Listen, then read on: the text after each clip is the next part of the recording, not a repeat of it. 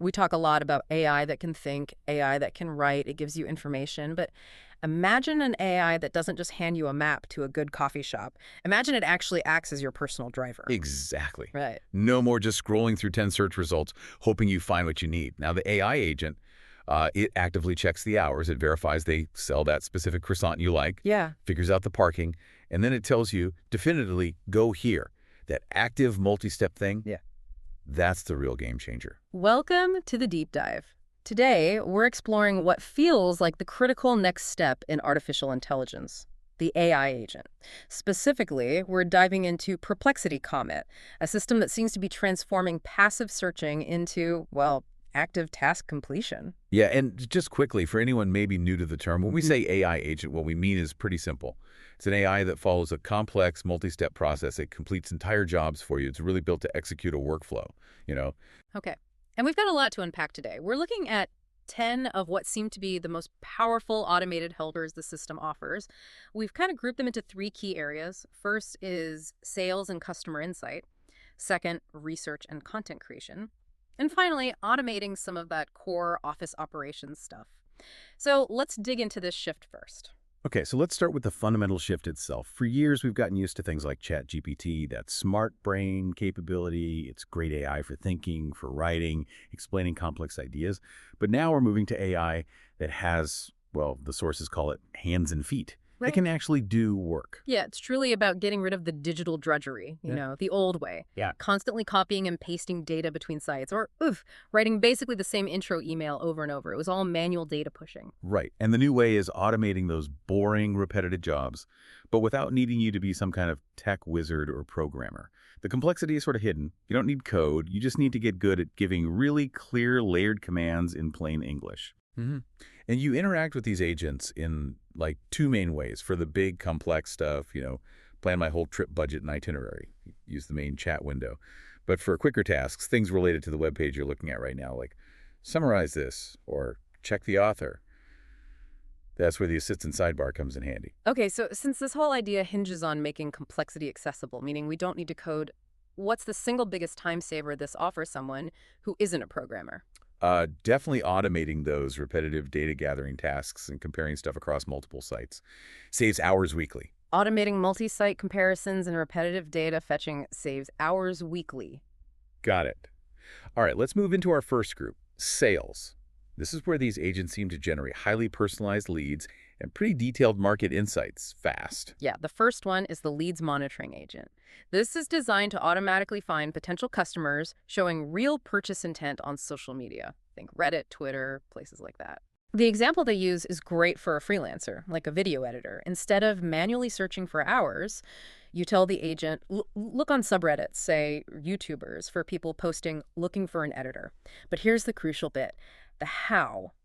How does it filter out the noise, the tire kickers? That's where the agentic logic kicks in. It uses these complex, kind of nested rules. You're basically telling the AI if you see looking for editor, and if they also mention budget or schedule explicitly, Here. then flag it. Put it on the list. It's like stacking these little Lego blocks of data requirements. Mm-hmm. And it catches that user, Koalanoff, who offered $15 an hour and specified a clear schedule. It's a qualified lead just delivered to you. Okay, so the leads agent finds the prospect. Now the next hurdle is outreach without sounding like, generic spam. Exactly. And that's the job for the sales prospecting agent. It writes the sales emails. You set the rules. Find, say, 10 family-owned restaurants in NYC. But then you add critical steps, like the email most complement a specific menu item to show you actually looked. Mm-hmm. And maybe point out their website looks kind of old, isn't mobile friendly, and offer some free ideas. That personalization makes all the difference. You've earned their attention. Okay, and then the third agent in this sales group is the audience research agent. This is about finding real pain points. Oh yeah, this one's incredibly powerful, especially if you're building a product. Let's say you're making a beginner guitar course. You tell the agent, analyze the comments under the 5 most popular Why I Quit Guitar videos on YouTube.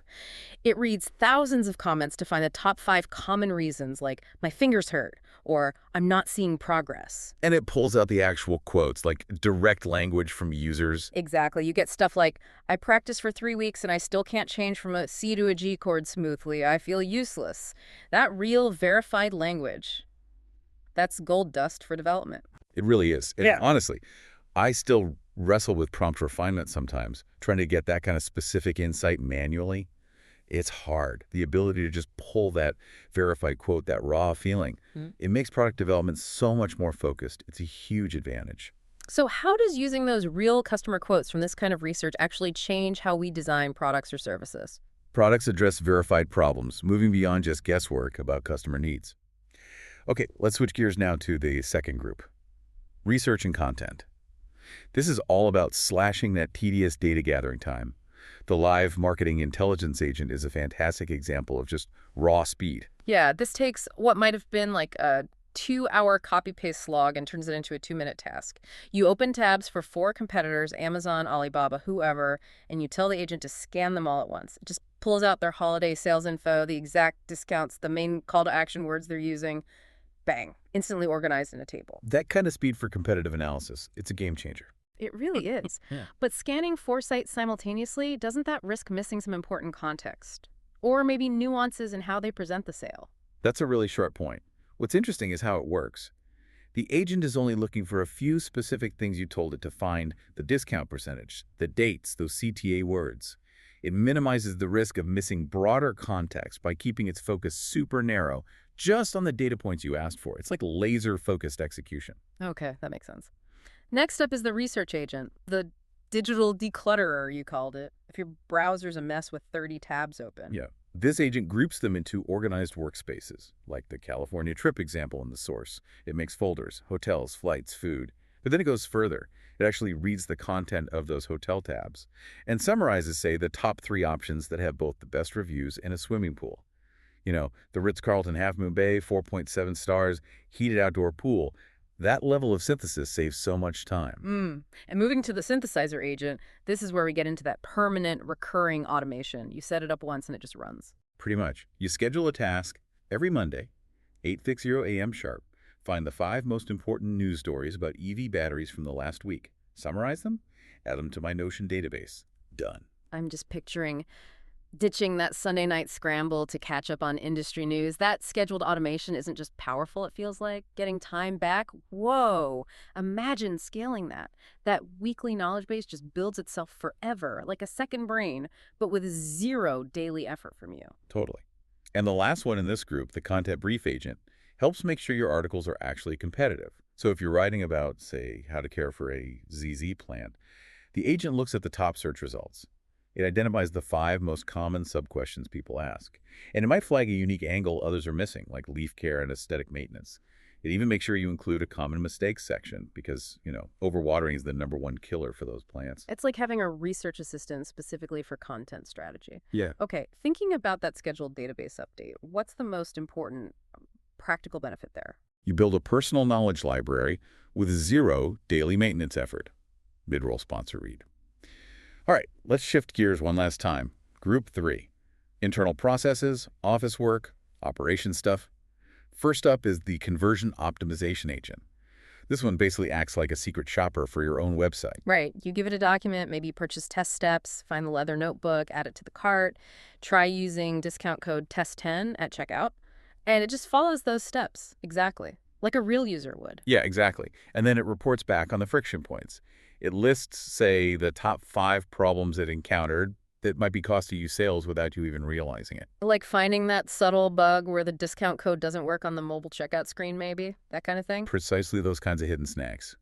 Then there's the talent sourcing agent, which sounds incredible for hiring. Hiring takes so much time, filtering through candidates. Tell me about it. Yeah. But this agent handles the heavy lifting on the filtering. You can set really strict rules, like find me Facebook ads specialists on Upwork who must be top-rated, must have earned over $10K, must have e-commerce experience, and must have 5-star reviews that specifically mention the phrase conversion rate. Wow, so you skip scrolling through hundreds of profiles that say they're experts but lack those specific verifiable metrics the agent is checking for. It just gives you a short, high-quality list ready for actual interviews. It's huge. Huge time saver. But honestly, the kind of crowning achievement in this operations group, I think, is the executive assistant agent. Okay, tell me about this one. It connects your calendar, docs, and the web. Yeah. So you ask it, prep me for tomorrow's meetings, if you have external meetings scheduled. It goes out and researches the latest news on those companies, finds out, okay, Stripe is making big moves into stable coins right now. And for each person you're meeting, it summarizes their latest LinkedIn activity or profile updates. And then crucially, it suggests maybe 2 smart, relevant questions you could ask based on that fresh news it found. So you walk into every meeting looking incredibly prepared, leveraging really specific, up-to-the-minute context. Exactly. You look like the most informed person in the room, basically. Thinking about competitive advantage here, if you're short on prep time, which of these agents gives you the biggest professional edge, do you think? Good question. I'd say the executive assistant. It ensures you're fully informed and professional for every critical meeting. Okay, let's just quickly recap the core difference again between these agentic AIs and something like ChatGPT. ChatGPT is like that brilliant brain in a room. It's a great writer, a teacher, fantastic at explaining things. But its limitation, fundamentally, is that it can't really act in your world natively. It can't check your actual email inbox or save files directly without some pretty complex workarounds or integrations. Right. Whereas Perplexity Comet and agents like it are designed more like an assistant with, well, hands and feet. It's built from the ground up to do research and complete tasks. Its strength is connecting directly to your tools, your browser, maybe your email eventually, your documents, to finish those multi-step jobs without you having to manually shuttle data around. You should absolutely be using both kinds of tools, really, for what they're best at. Definitely. Now, a really important point, privacy. For any AI helper to be genuinely useful like this, it needs context, right? It needs to be able to read your browser tabs, maybe look at your documents, understand your calendar, and that means we have to be mindful about the data it sees. Absolutely critical. The first, easy step. Go into the Perplexity settings. Turn off options like send your data to improve the product, basic hygiene, but the best practice, honestly, separation. Use a completely new Google account or maybe even a separate web browser profile, only for your work tasks with Perplexity. That keeps your personal emails, your banking stuff, all that sensitive data completely isolated from the agent's workspace. So what's the essential trade-off we're making here when we use a tool that needs our context to be this helpful? We trade a degree of privacy for increased automation and powerful task completion. Hashtag outro. So the big idea today seems really clear. The future of AI isn't just about conversation, it's about agentic action. These are tools being built specifically to do the work, to handle those complex multi-step jobs that used to eat up so much of our time. Yeah, and my practical advice, don't try to tackle all 10 of these agents at once. That's overwhelming. Just pick the single most boring or the most repetitive task in your job right now. Is it finding qualified leads? Is it organizing research every week? Start there. Use the detailed prompt examples we talked about as your jumping off point. Just automate that one tedious thing first. It really feels like a compelling glimpse into the future. I mean, if AI agents can now audit your website, find your talent, prep you for meetings, all with minimal human effort, how long until purely human-led single-step tasks start to look inefficient in, well, almost every professional field? It's certainly something powerful to think about until our next deep dive. Indeed it is. We'll see you next time.